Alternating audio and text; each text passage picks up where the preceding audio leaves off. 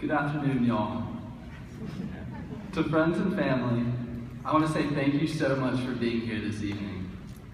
Tickets here were almost as rare as a senior with a full schedule.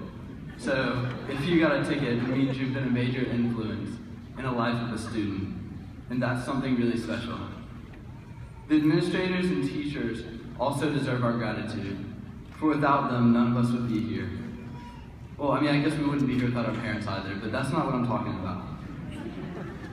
Rather than talk about those who helped us get here, though, I want to talk about us, the students, because this is our moment to shine.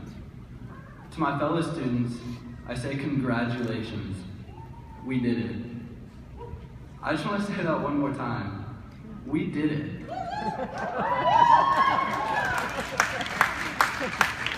Those 3 words, we did it, hold so much meaning due to everything they represent. This year, around 3.3 million students will graduate high school. And it seems like we're just one class of many.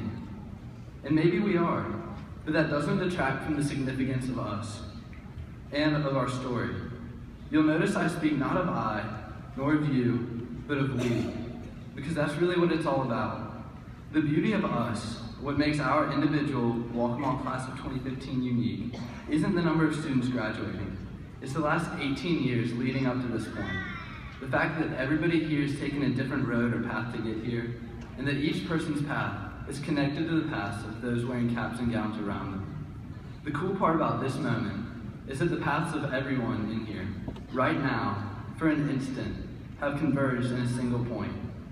No matter how you got here, whether your path was bumpy or smooth, whether you followed the crowd or took the road less traveled, whether you walked or ran, or maybe even crawled at points, we graduate tonight as equals and individuals. On the one hand, we're all receiving the same diploma and have many shared experiences, but on the other, more significant hand, each one of us is unique. We make this class unique. Each one walks his own path. I was unsure of what to talk about tonight because of our equality and because of the uniqueness of each individual here. The problem is, we're all equal. So who am I to give advice or impart wisdom to you? I did pretty well in high school academically, but that doesn't make me any wiser or am I more likely to succeed in life. Let me make it clear, I'm not talking about financial success, as success is so often defined. Rather, I want for myself and for every one of you a happy, fulfilling, purpose-driven life. You see, I chose to use the overused metaphor of a path for life, not because it's clever or original, but because I know paths well. Excuse me. I like to run my paths because I am, or was, a cross-country runner. And in cross-country, everybody starts at the same place and ends at the same place. Like cross-country, I believe life isn't about how you start or how you finish it, but what you do in between and how you do it. It's about what you do when you get a cramp, when you start to hurt, when you slip, or when the guy beside you slips. Do you panic, or do you go back to your fundamentals, set your mind on giving your best, and run your heart out? Like I said, I'm not going to give life advice to you because I haven't and can't walk or run the same path as you. We'll live lives that I can't even imagine. So what practical advice can I give to support you? I can't. However, there are 2 things bigger than myself that I'm passionate about and I trust. The first is God. The second is science and the study of His creation. And contrary to popular belief, I find the 2 to be completely reconcilable. Now, I'm not here to give a sermon or convert anyone, so I'm just going to talk about the science, but it's interesting how much the 2 agree. First off is money. People say that money can't buy happiness. I'm here to say that's a lie. However, studies show that what's important is how you spend money. And what do they show brings the highest level of satisfaction? It's giving it away. Whether it's giving small gifts for your friends or donating to charity, studies say that spending money on others is the most rewarding, and the second best thing that you can do is spend money on trips or experiences. Turns out the saying, "the memory lasts a lifetime," is true. As far as relationships go, studies show that those who are most satisfied are those who focus on the other person more, those who put their partner above themselves, and who find someone that will do likewise. Science even shows that when you're down, Faking a smile, lowering your expectations, and deciding to be happy will actually make you happier. Whatever storms you go through will pass. So it seems that science, and religion for that matter, support giving to charity, serving others, and being happy because you want to. And that's why I'd encourage you to live life like a Chick-fil-A worker.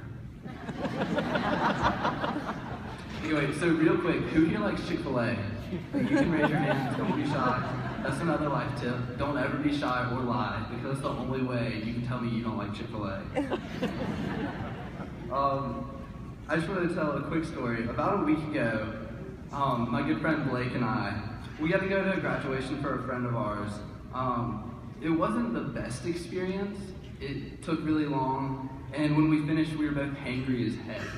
And if you don't know what hangry is, it's when you're hungry and angry at the same time, and it's awful. But so on the way home, we stopped at the only natural place to dine when one was experiencing such a mood as we were on such a limited budget as a high school student. Chick-fil-A. Needless to say, it was amazing. And while the food was delicious, what really improved my mood was the service. The girl who took our order and brought our food looked like a high school student. It was relatively late at night. She probably had exams to study for, chores to take care of, and tweets to retweet. She was probably tired, I know I was, and she had to work in a greasy fast food restaurant dealing with people who were hangry like me. Yet, she was so happy. She said that it's not what you do, but how you do it.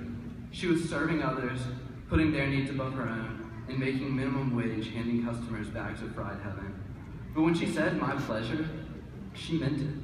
She was happy for one reason. She decided to be that way. She seemed to have decided that whatever she did, she was going to do to the best of her abilities, and do it with a smile on her face.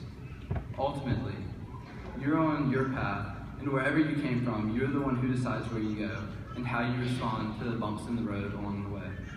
I'd encourage you to go like a Chick-fil-A worker, serving others and putting your best foot forward. You'll be happier, and you'll make others happier too. But enough with the fast food, and back to the running metaphor. As you leave here tonight, as we throw our caps in the air, all you'll probably remember is some nerd talking about Chick-fil-A. But I'd encourage you to journey through life like an athlete, to dig deep, to push through the uphills, because the view at the top is worth it. Let the downhills carry you, but watch your steps so you don't trip. Don't be content to cruise on the straightaways, but push yourself. Draft someone faster than you because they'll pull you along, and lead the pack when you can. In the end, a race only has one winner, but that's not the point. It's not about being the best, but about improving yourself. Ernest Hemingway once said, "There's nothing noble in being superior to your fellow man. True nobility is being superior to your former self." In the end, life is about what you do to control your path, and how you help others along theirs. Thanks for bearing through my rumblings, and though your paths and mine may never cross again, I wish you the best of luck on your road, and I thank you for crossing mine.